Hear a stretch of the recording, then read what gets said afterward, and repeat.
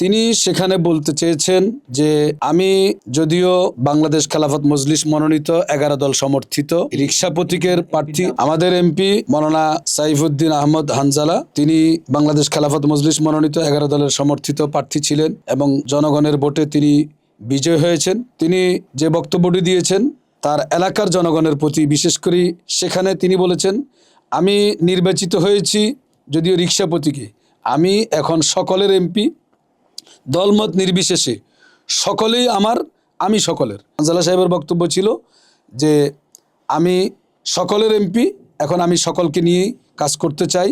বিএনপির বন্ধুরা যাতে কোনো ষড়যন্ত্র না করে, কোনো প্রকার চাঁদাবাজিতে তারা অংশগ্রহণ না করে, এই জন্য তিনি সবার প্রতি আহ্বান জানিয়েছেন।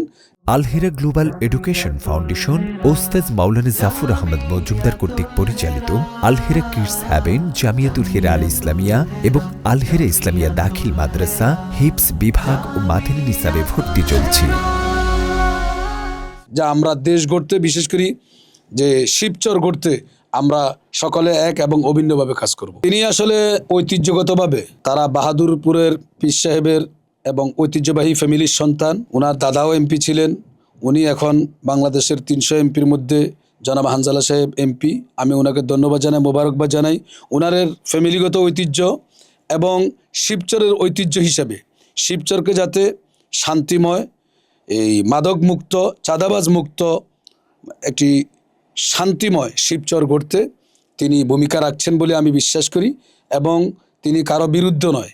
এখন তিনি এমপি নির্বাচিত হওয়ার পরে পরিষ্কার তিনি বলে দিয়েছেন, আমাদের সাথেও কথা হয়েছে একান্তভাবে, বলছে এখন আমি জনগণের এমপি, আমি পুরা শিবচরের এমপি। শিবচরে যত দল আছে সবাই দল যার যার করবে, কিন্তু জনগণ, আমরা দেশের কল্যাণে, এলাকার কল্যাণে এককভাবে আমরা সবাইকে নিয়ে কাজ করব ইনশাআল্লাহ। আমরা দেখেছি নির্বাচনের আগেও চিহ্নিত সন্ত্রাসীদেরকে কোনো কোনো দল বা ব্যক্তি বিশেষভাবে জামিনে এনে নির্বাচনকে প্রভাবিত করার চেষ্টা করেছেন।